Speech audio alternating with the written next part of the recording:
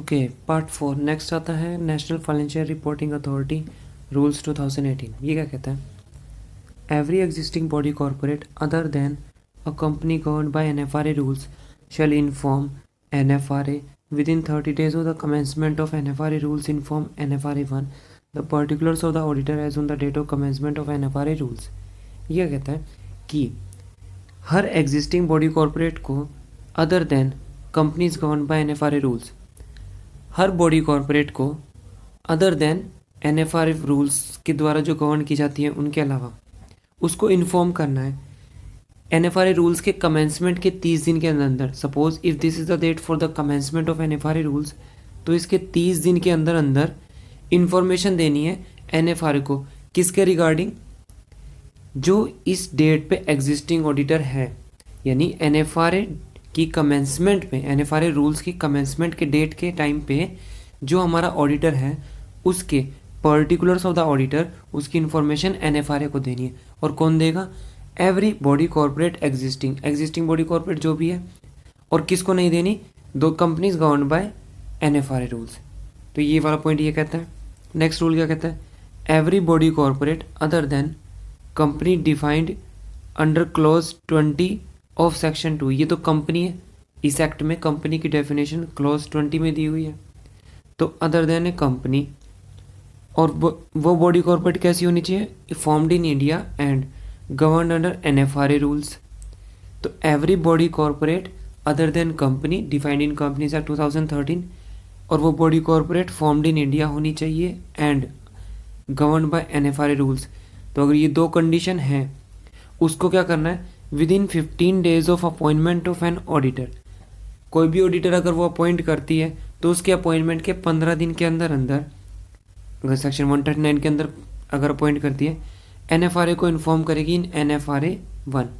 तो इस फॉर्म में NFRA 1 में वो इन्फॉर्म करेगी the particulars of the auditor appointed by such body corporate. क्या इन्फॉर्म करेगी? Particulars of the auditor. Okay, provided that a body corporate govern under clause E of sub rule 1 of NFRA rules shall provide details of appointment of its auditor in form NFRA 1।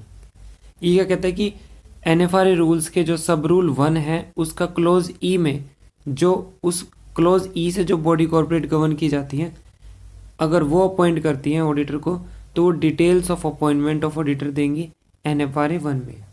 Okay, next. Okay, next point, term of auditor. Section 139 subsection 1 में हमने क्या पढ़ा? एक individual और एक firm दोनों को appoint किया जा सकता है as an auditor of a company based upon his size और रिक्वायरमेंट। तो एक इंडिविजुअल और एक फर्म दोनों को अपॉइंट किया जा सकता है। बट क्या एक बार जो ऑडिटर अपॉइंट हो गया कंपनी की लाइफ टाइम वो ऑडिटर रहेगा? नहीं, ऐसा नहीं है। रोटेशन होना चाहिए। ऑडिटर का एक पर्टिकुलर टर्म है, उसके एक्सपायरी के बाद ऑडिटर रीअपॉइंट नहीं हो सकता। तो देखते हैं हम क्या है, हमेशा के लिए एक ऑडिटर नहीं रह सकता। Section 139 subsection 2 provides that listed company and other prescribed class और classes of company except one person companies and small companies shall not appoint और reappoint individual as auditor for more than one term of 5 consecutive years, audit firm as more than 2 terms of 5 consecutive years। ये कहता है कि जो individual है उसका एक term होता है 5 years का, दोनों का। तो फर्म भी और इंडिविजुअल भी दोनों का एक एक टर्म हो गया 5 years का। तो मतलब एक टर्म 5 साल कॉन्जिक्यूटिव 5 years को हम एक टर्म बोलते हैं। तो इंडिविजुअल का जो टेन्योर होता है वो 1 टर्म का होता है, यानी 5 साल का। एक टर्म में 5 साल, तो 5 साल का हो गया, यानी एक टर्म। मैक्सिमम एक टर्म हो सकता है। फर्म के केस में मैक्सिमम 2 टर्म्स हो सकते हैं, यानी 5-5 साल, टोटल 10 years हो सकते हैं फर्म के केस में, और इंडिविजुअल के केस में 5 साल। इसके बाद इनको दोबारा अपॉइंट नहीं किया जा सकता। किसके केस में? लिस्टेड कंपनीज के केस में और अदर प्रेस्क्राइब्ड कंपनीज के केस में।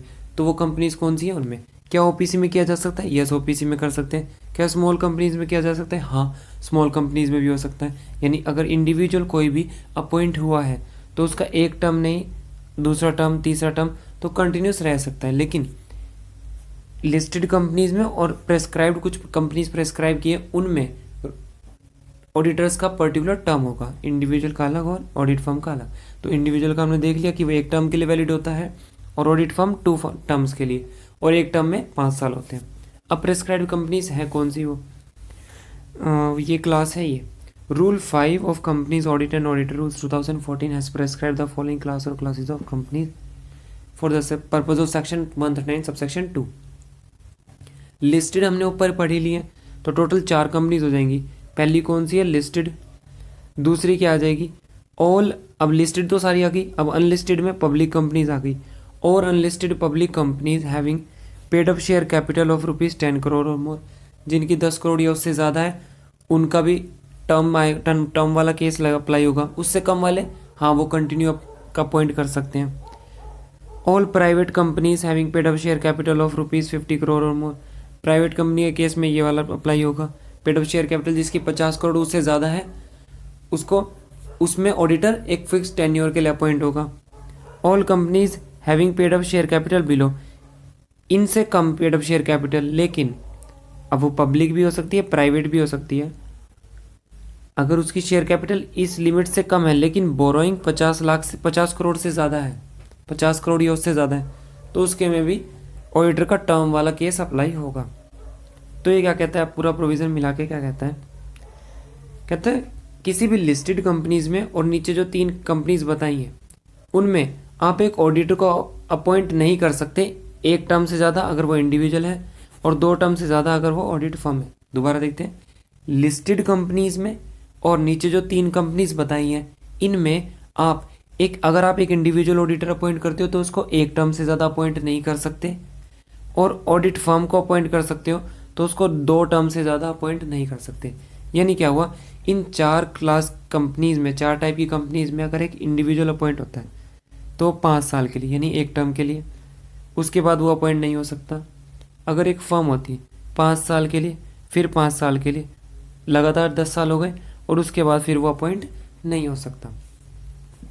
उसके बाद उसका कूलिंग पीरियड आ जाता है, अब दोबारा अपॉइंट नहीं हो सकता। कुछ टाइम बाद 5 साल का रेस्ट लगा के फिर आ सकता है वो बाद में, ये हम आगे क्लियर हो जाएगा। तो इंडिविजुअल के केस में 5 साल और फर्म के केस में 10 साल, और 4 टाइप की कंपनीज में ये प्रोविज़न अप्लाई होगा। तो टर्म ऑफ ऑडिटर हमारा कंप्लीट हो गया। टर्म क्या होता है, अब आता है cooling of period. Cooling of period क्या होता है, एन इंडिविजुअल और फर्म दोनों के केस में अलग अलग होगा। An individual auditor who has completed his term individual का टर्म कितना होता है, 5 साल का, 1 टर्म ऑफ 5 consecutive ईयर्स, लगातार 5 साल, shall not be eligible for reappointment as auditor in the same company for 5 years from the completion of his term। Okay, एक individual की बात करते हैं। एक इंडिविजुअल यहाँ पे अपॉइंट हुआ और 5 साल तक अपॉइंट रहा, उसने ऑडिट किया, एक टर्म हो गया उसका, तो कहता है अगले 5 साल तक वो ऑडिटर दोबारा नहीं बन सकता उसी कंपनी का। अगर XYZ लिमिटेड का मिस्टर एक्स ऑडिटर थे 5 साल के लिए, तो अब नेक्स्ट 5 ईयर्स के लिए उनको रीअपॉइंट नहीं किया जा सकता। इंडिविजुअल ऑडिटर एक टर्म के लिए वैलिड है, ठीक है। ऑडिट फर्म के केस में which has completed it's term, यानी 2 टर्म होते हैं, फर्म के केस में 2 टर्म वैलिड होते हैं। Shall not be eligible for reappointment as auditor in the same company for 5 years after the completion of. तो ऑडिट फर्म के केस में, अब फर्म के केस में 5 साल लगातार 10 साल हो गए, कहता है अब 5 साल के लिए वो रीअपॉइंट नहीं किया जा सकता उसी कंपनी में फर्म। तो ये 5 साल क्या है इसका कूलिंग पीरियड। इंडिविजुअल के केस में 5 साल और फिर 5 साल आए ये कूलिंग पीरियड। फर्म के केस में 5 साल टोटल 10 साल हो गए, और फिर 5 साल के लिए कूलिंग पीरियड, इसमें अपॉइंट नहीं हो सकता, इसमें कोई और नया ऑडिटर आएगा। तो this is called cooling period. Example देख लेते हैं इसका। XYZ limited which is a listed company, XYZ limited एक लिस्टेड कंपनी है, तो लिस्टेड कंपनी पे तो टर्म वाला केस अप्लाई होता है। अच्छा, वो हमने पढ़ा था कि OPC और जो स्मॉल कंपनी है, अगर इनमें तो ऑडिटर का कूलिंग पीरियड वाला केस अप्लाई नहीं होता, इसमें तो कंटिन्यूस रह सकता है ऑडिटर, इसमें टर्म वाला केस अप्लाई नहीं होता। XYZ limited which is a listed company, individual mister Raghav को अपॉइंट किया उन्होंने एज एन ऑडिटर अपनी एजीएम में, तो इंडिविजुअल तो पाँच साल यानी एक टर्म सर्व करता है। तो 29 सितंबर 2016 को ये एजीएम हुई थी, तो 6th टर्म तक इसका ऑफिस होल्ड करेगा ये। Raghav will hold office of the auditor from the conclusion of this meeting up to the conclusion of 6th AGM.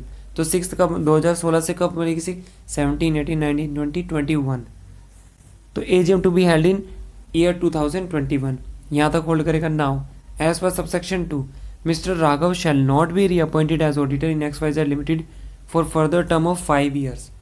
अब 2021 के बाद वो दोबारा अपॉइंट नहीं कर सकते। He can not be appointed as auditor in XYZ limited up to 2026, क्योंकि 21 से लेके 26 तक ये उसका कूलिंग पीरियड आ जाएगा 5 साल का।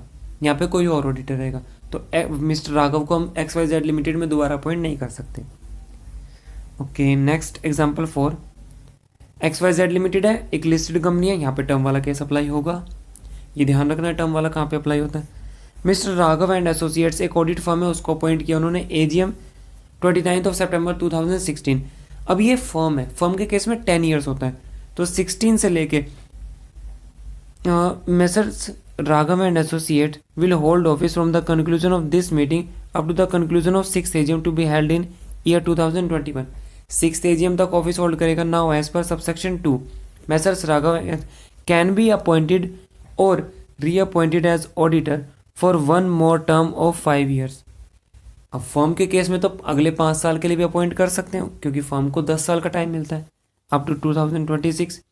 It shall not be reappointed as audit firm in XYZ limited for further term of 5 years after 2026 to 2031।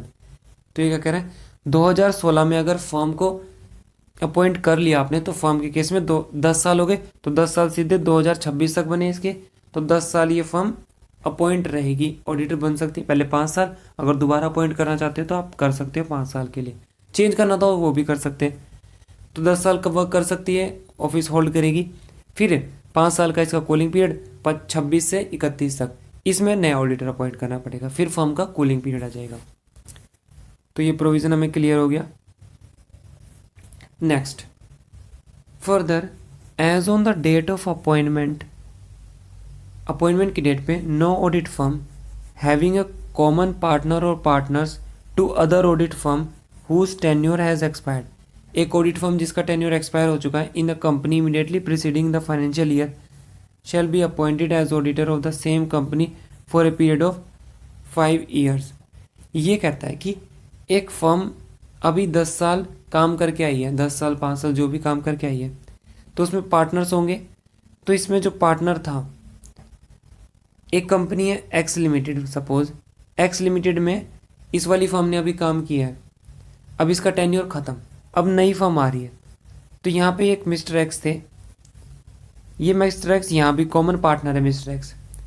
X limited में इस फर्म ने अभी टेन्योर ख़त्म किया है, तो 5 साल का इसका कूलिंग पीरियड चल गया, इसका कूलिंग पीरियड स्टार्ट हो चुका है। ये नई फर्म अपॉइंट करना चाह रही है एक्स लिमिटेड, लेकिन इस फर्म में जो एक्स लिमिटेड एक्स है मिस्टर एक्स, ये दोनों में कॉमन पार्टनर है, तो क्या ये नई वाली फर्म अपॉइंट हो सकती है एक्स लिमिटेड में? कह रहा नहीं हो सकती, क्योंकि इनका कॉमन पार्टनर है, तो ये अपॉइंट नहीं हो सकती।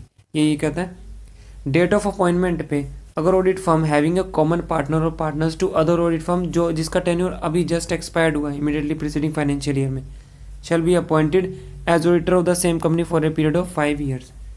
नो ऑडिट फर्म 5 साल तक, वो भी नहीं। एग्जाम्पल से क्लियर हो जाएगा। Messrs Krishna and Associates is an audit firm है, having 2 partners, Krishna and Shyam. Shyam is also a partner of another audit firm, Messrs Kukreja and Associates. तो मिस्टर जो श्याम है, मिस्टर श्याम कृष्णा एसोसिएट्स में भी है पार्टनर और कुकरेजा एंड एसोसिएट्स में भी है मिस्टर श्याम, दोनों में कॉमन पार्टनर है। Messrs Krishna and Associates was appointed as the auditor in the company golden Smith limited for 2 consecutive periods of 5 years। तो गोल्डन स्मिथ में कंपनी में कृष्णा एंड एसोसिएट्स अपॉइंटेड थी, उन्होंने काम किया, 10 साल तक ऑफिस होल्ड किया 2016 से 26। Now if Golden Smith limited wants to appoint Messrs Kukreja and associates as it audit firm It cannot do so because Mr. Syam is the common partner between both the audit firm. This prohibition is only for 5 years, therefore up to 2031. After 5 years, Golden Smith Limited may appoint Messrs. Kukreja and Associates or Messrs. Krishna and Associates as its auditor. तो ये क्या कहता है कि अगर common partner है, मेरी जो जस्ट अभी फर्म टेन्योर कंप्लीट करके गई है उसमें, और जिसको मैं अभी अपॉइंट करना चाहता हूँ उसमें अगर कोई कॉमन पार्टनर है तो वो नई वाली फर्म को मैं अपने में ऑडिटर अपॉइंट नहीं कर सकता। कितने साल के लिए? 5 साल के लिए। और 5 साल बाद तो फिर कृष्णा एंड एसोसिएट्स का कूलिंग पीरियड खत्म हो जाएगा, तो फिर तो दोबारा उसको भी कर सकता है, और अगर उनको ना करना चाहे तो कुकरेजा एंड एसोसिएट्स को भी कर सकता है company appoint as an auditor, वो कंपनी के ऊपर है। नेक्स्ट आता है ट्रांजिशनल पीरियड। ये कहता है every company existing owner before the commencement of this act which is required to comply with the provisions as mentioned in A2D। यानी A2D में क्या है?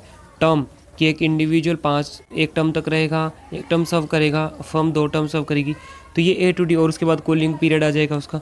तो A2D में प्रोविजंस है, एक कंपनी जो एग्जिस्टिंग है owner before the commencement of this act, commencement के टाइम पे या उससे पहले जो कंपनी एग्जिस्ट करती है और उसको A2D प्रोविजंस मानने हैं, तो वो उस प्रोविजंस का कंप्लाई कैसे करेगी? 3 साल के अंदर अंदर, कमेंसमेंट के बाद 3 साल के अंदर अंदर उन प्रोविजंस के साथ कंप्लाई करेगी। 3 साल का पीरियड कैसा है? This period is transitional period.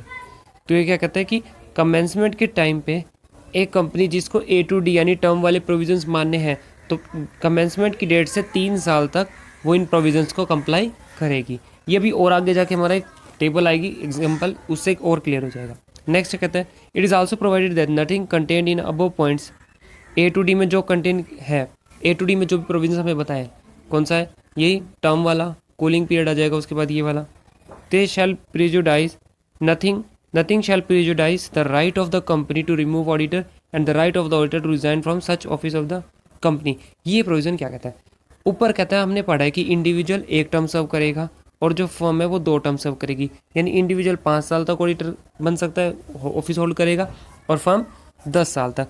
तो क्या ये अब बीच में रिज़ाइन नहीं कर सकता इंडिविजुअल, या फिर कंपनी इस 5 साल के बीच में इसको रिमूव नहीं कर सकती? कहता है ये कर सकती है। ये 5 साल ये नहीं है कि 5 साल ही करना है, इसके बीच में ये इसको अफेक्ट नहीं करेगा। किसको अफेक्ट नहीं करेगा? कंपनी के पावर को। कंपनी के पास क्या पावर है? ऑडिटर को रिमूव करने की, और ऑडिटर का right to resign. Auditor resign कर सकता है इस बीच में, ये नहीं कि ऑडिटर को 10 साल, अगर फर्म अपॉइंट हो चुकी है तो उसको 10 साल करने ही पड़ेंगे, वो बीच में रिज़ाइन नहीं कर सकती। फर्म रिज़ाइन कर सकती है, कंपनी रिमूव कर सकती है। तो ऐसा कुछ नहीं है, बर्डन नहीं है कि 5 साल कंप्लीट ही करने हैं। अगर इस बीच में कंपनी को रिमूव करना है, ऑर्डर को रिज़ाइन करना है, तो वो कर सकते हैं। नेक्स्ट इसके बाद आता है हमारा रोटेशन का कंसेप्ट, वो हम अपने नेक्स्ट पार्ट में कवर करेंगे। Thank you.